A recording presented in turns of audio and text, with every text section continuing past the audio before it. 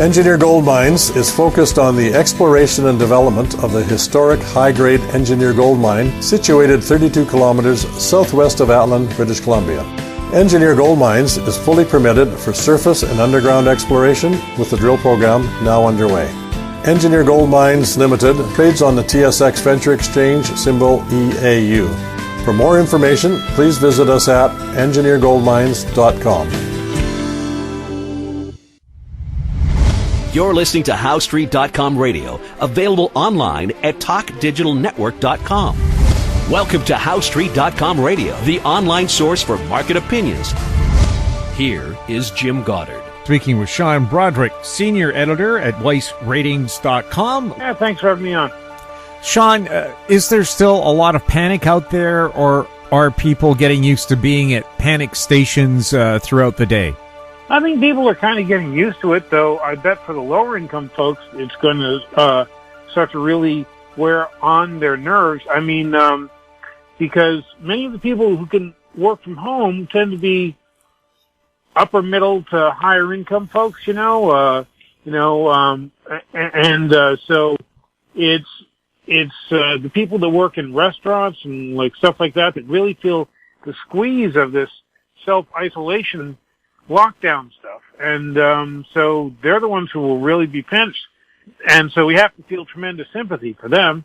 And I think the sooner this thing ends, I'm sure in their minds, the better. The whole thing is, we're against this race against the clock trying to flatten the curve, as they speak about, because we don't want to overwhelm the hospital system. We've had some good, encouraging signs. I don't think we're at the end of the tunnel yet. There's too much of America, probably not Canada, but in the U.S. anyway, that just doesn't have enough tests, places where the governors don't enforce lockdowns. There's all sorts of things could actually delay a full recovery from this, but we won't really have a full recovery until we have a vaccine, and that's probably still nearly a year away. So we'll see how that goes. Now, there are companies and shares that are doing well through this. Would it be the office supply companies who all of a sudden are shipping desks and other equipment to people's homes? You're so funny. No, there are companies that are doing well, especially those that help the whole work from home things. Citrix Systems is an excellent example. Zoom was a good example, except there's real privacy concerns with their app. I guess you'd call it, with how Zoom functions, is that pretty much anyone can listen in and break into your conversations and stuff. Zoom doesn't seem to be inclined to fix it. So that's a real disappointment for anyone who had actually invested in Zoom, because we use Zoom at work all the time. That's how we were having meetings anyway before the virus happened, only now we do it a lot more. But other companies can do really well. Citrix Systems, as I mentioned. Samsung has a big cloud computing business in South Korea, and they're going gangbusters on that. It's making up for the fact that people really aren't buying phones and TVs now, how much of a cloud business it's doing. So, yeah, there are winners in this whole thing, we are seeing trends develop now that will probably continue even after things go back to quote-unquote normal. I mean, grocery shopping through online apps, meal deliveries from restaurants. I already mentioned the, internet meetings, but say online fitness. There's a big movement toward that. Streaming entertainment at home. This is a boon for Netflix, for example, Hulu. So, online education. All those things are really getting a boost from the pandemic, and that's probably a trend that will have some stickiness after we return to normal. I was thinking, do we need giant office towers downtown anymore? If companies can function with people at home, that means you eliminate rent, mortgages on or leases on those properties. You don't have to pay for as much light and heat and so on, taxes, insurance. A big money saver for companies if people can stay at home. Yeah, but I think most companies like having a place where they can actually put people, make sure they're not goofing off, and just have meetings at the drop of a hat. rather than to organize things through the internet. Maybe some companies will move to this. I don't see it as a big trend, but who knows? I've been wrong about so much on this. I don't even want to guess at this point. How is gold going to do through all this?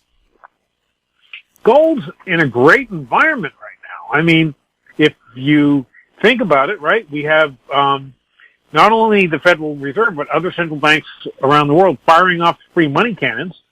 So that's creating more electronic money, which means that actual tangible money like gold becomes more valuable. But that's only one of the forces moving gold higher. We also have 0 to negative interest rates. Gold does very well in a negative interest rate environment. We have supply being pinched because mines are shutting down temporarily around the world. Not only gold mines, of course, also copper and stuff like that, but that's definitely a bullish thing for gold.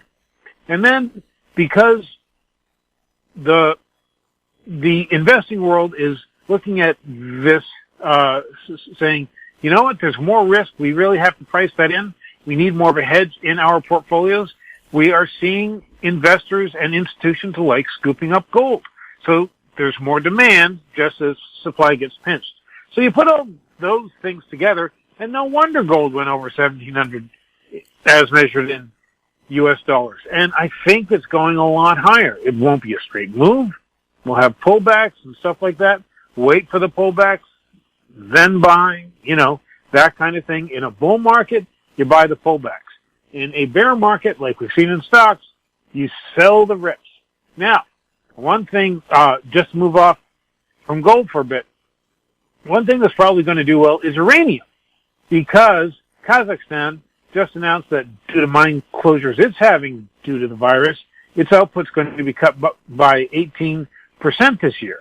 And so that's why we've seen uranium stocks like Cameco move higher over the past couple of weeks, not just because of Kazakhstan, but because of these various supply pinches around the world. That's not the only mines that shut down. And so we are going to see a supply squeeze in uranium as well. So there are things that are going up in this market. You just have to be, you have to look around more and you have to be more selective. Is the U.S. dollar still going to be the safe haven currency through this? Well, the dollar really ramped up because of a liquidity crisis. It was a liquidity crisis because many investors around the world, not just in North America, but around the world, invested in instruments that were dollar denominated, and they had a panic run on those instruments. They had to either meet margin calls or otherwise cover them, and they needed U.S. dollars to do it. And that sent money, that just sent the demand for U.S. dollars soaring. The liquidity crisis was the real backer of that. We've seen the U.S. dollar back off a bit since then. It still has strength. One thing you have to remember is that when people are really worried, they tend to want to hold cash, and the cash they want to hold most of all is the U.S. dollar. So the gamble on the U.S. dollar is, will the U.S. central bank print so much that the U.S. dollar loses its value, or will investors get so scared that they want even more and more dollars? That's kind of the balancing act that most investors have to do now, trying to figure out which way that's going to go. Are there any fears of hyperinflation because of these wild fluctuations? At this time, no, because we're in deflation.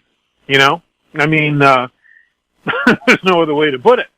But at some point, you would think if they keep firing off the money cannons, at some point, we will have inflation pick up again. That's one of the things that makes gold attractive right now, is people are looking at what's going on with the central banks and saying, this is inflationary. It may not happen now, but that pressure is going to build up in the system. Hyperinflation, I don't know. Again, that's a whole other kettle of fish. Right now, when we're in deflation, should we even be talking about hyperinflation? I just don't think that's one of the immediate concerns we have right now. Should companies that bought back shares be bailed out if they get into trouble because they didn't save any money during good times? Many people would say no. However, it's not just the CEOs and the board members of the company at risk here. It's many people have their careers on the line and all that stuff. I think you should bail them out, but have a lot of strings attached.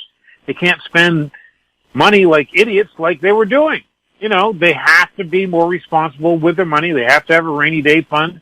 And there's a lot of things they should do differently. Now, people say over-regulation, blah, blah, blah. You shouldn't tell companies how to run their business. Well, they weren't running it well before. So, yeah, maybe we should have regulation. Maybe we should tell them how to run their business. So that's really how I would do it. I wouldn't give the money away without oversight, which is what the Trump administration wants to do. Congress tried to attach oversight. And then President Trump, in his signing statement, said, no, we're going to ignore that oversight, which turns it into what they passed into a $500 billion slush fund, really, that they can pass out to their friends through shell corporations. And that's probably what they're going to do. So, let's see how that actually works out. One thing you have to keep in mind, it's only a rescue package if the money actually goes to the right people. If the money goes to fat cats with connections, that's not going to rescue the economy or anything. So keep your eye on that as well. Do you think there will be enough help for the average consumer in the U.S. because they're the ones who actually drive the economy? I don't know. That's one of the things that I'm wrestling with now. I mean, if like 25% of our economy shut down, which is what they're talking about, I know it's only short term, right? But that's a huge hit. And for many Americans don't have $400 to cover an emergency if like your car breaks down. They just don't. So what does this mean to them? I think this could have a big hit on those, especially lower down the socioeconomic scale. I don't think it'll hurt the rich people or the well-off people at all. In fact, they might be better off because they haven't been out spending money. They might end up with more money in their accounts. But for those in the mid to lower working class folks, this could be a real problem. We'll have more with Sean Brodrick right after the break. Cypress Development Corp. is developing a world-class lithium resource in the heart of Clayton Valley, Nevada. The size of the resource makes the Clayton Valley project a premier asset with the potential to impact the future of lithium supply. Cypress Development Corp. trades on the TSX Venture Exchange, symbol CYP, the OTCQB, symbol CYDVF, and on Frankfurt, symbol C1Z1. For more information, please visit our website, cypressdevelopmentcorp.com.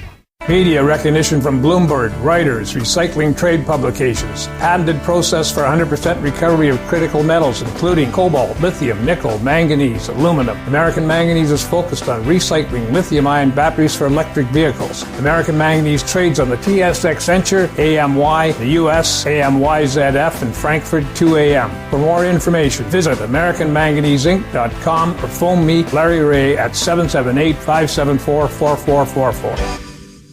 Welcome back. We're speaking with Sean Brodrick. Sean, oil, of course, really in the dumps, with starting, I guess, with Saudi Arabia and Russia's so-called price and production war. Do you think the energy patch is going to be one of the big victims? Well, certainly. I mean, I hear that they got really bad straits in the Canadian energy patch, for example. And now Russia and OPEC say they won't make a deal unless the U.S. oil patch comes to the table, because, you know, the U.S. oil patch has become the big swing producer. But how do you do that? How do you enforce that? I don't see the Trump administration, which hates regulation anyway, actually enforcing any kind of cutback. I think the real cutbacks in production will be due to price, which means that this thing could go longer and cause more pain than people are expecting, until companies are actually driven out of business. So the production stops that way, and then Russia and the OPEC members feel like, okay, you know, they've lost a certain amount of production now, we can make a deal. Then again, I don't know. I mean, I really thought that Russia and the Saudis would have come to a deal before, and they didn't. So they're both kind of wild cards on this. I think it's very tough to read, frankly. So I'm not an investor in the energy space right now. I'll certainly keep my eyes peeled. It'll be interesting to see who can defend their dividend in this downturn. Exxon says they want to defend their dividend, even as they slash capital spending and like that kind of stuff. They say they are going to defend their dividend, which is good. But a lot of companies can't. And so, like I said, I'm just building a shopping list, but we'll see who has a good plan when this whole thing actually bottoms.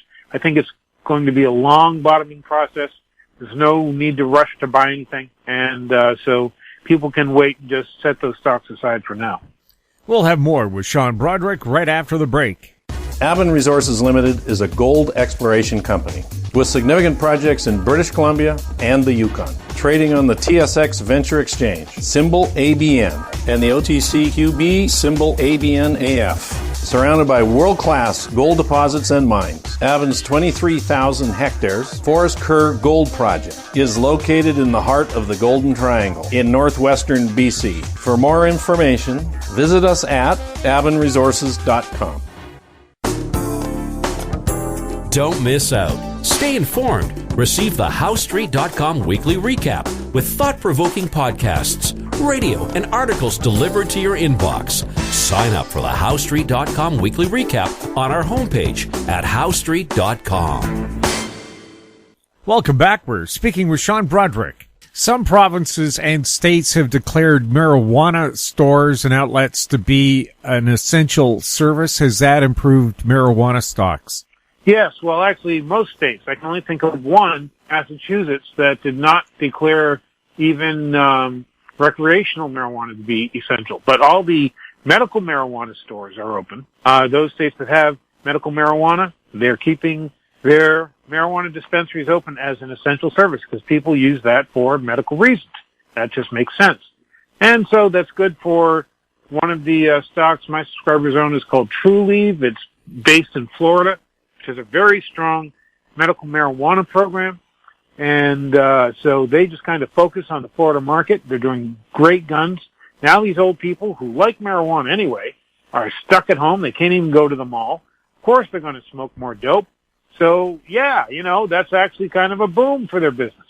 So we'll see how the whole thing works out. But I think this is a boost for U.S. marijuana companies. I don't even want to comment on Canadian marijuana companies because those companies continue to trip over themselves and fall down wells like I've never seen before. It's just a parade of errors. I can't imagine investing in a Canadian cannabis company right now. I'm sure the better ones will get good management. Or else there's some like Organigram, which seems to be doing the right things. There are good companies there, but there's so many poorly run Canadian cannabis companies right now that it just makes me shrink from the whole sector. So we'll see how that works out. But I would love to be able to buy Canadian cannabis companies again, but really I'm only focused on the U.S. markets right now. What other areas do you think could be hot in this depressed market? Really, we have covered what I've been doing. I also put people in tobacco stock because that's an addictive product. People aren't going to give up smoking, and so as long as they pay a good dividend, they can cover that dividend, and they're raising that dividend. Then that's a thing that can do really well. So there aren't like lots of things that are good. I have people in a few pharmaceutical stocks because people aren't going to stop taking medicine during a downturn.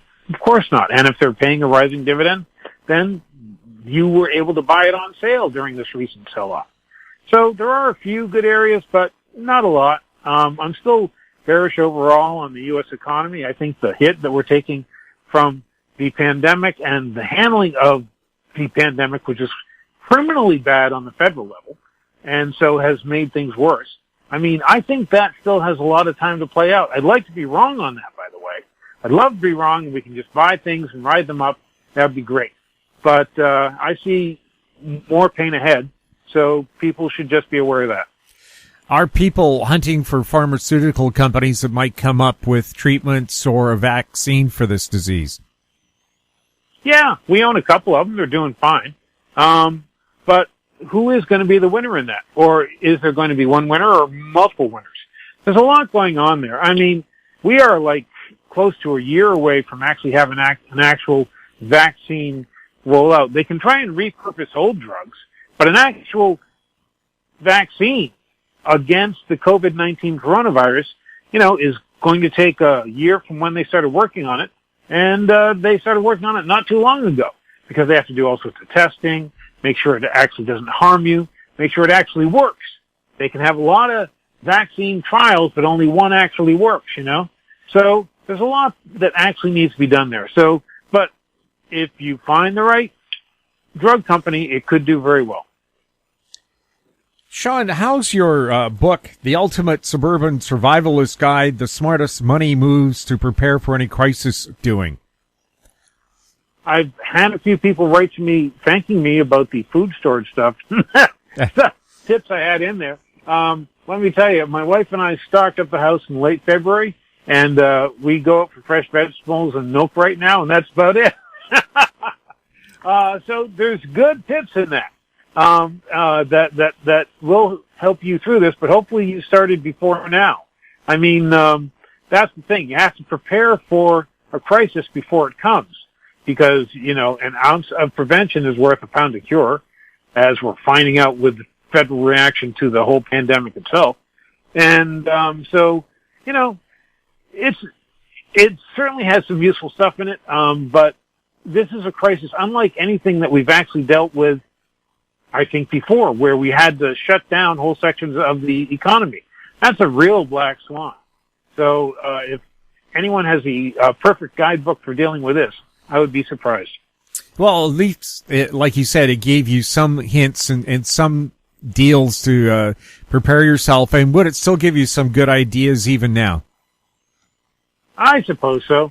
But, you know, I mean, what people should really be doing is watching Washington, D.C. It's hard to plan logically when Washington can just wave a magic wand and, you know, shoot money cannons at everything. So it's hard to make long-term plans at this point. So I think everyone should keep an eye on Washington. Also keep an eye on your state governments. There are great state governors, and up in Canada, probably provincial governors that are doing extraordinary work. There are some that are dragging their feet and have to be dragged over every bump in the road like it's nuts. So it's really going to come down to a local level, isn't it? Because we can't count on the federal government anymore. So we have to look to what's actually happening on the state and local level. So good luck to everybody on that. Sean, I hope you and your family can stay safe. Same to you. My guest has been Sean Brodrick, senior editor at WeissRatings.com. Sean, do you have a website? No, WeissRatings.com will get you there, or else wealth-wave.com is where my free columns go up 3 times a week. Sean, thanks for being on the show. Thank you very much. My guest has been Sean Brodrick, senior editor at WeissRatings.com. If you have any questions for Sean or any of our other guests, you can send them to info@HowStreet.com. Our YouTube channel is Talk Digital Network.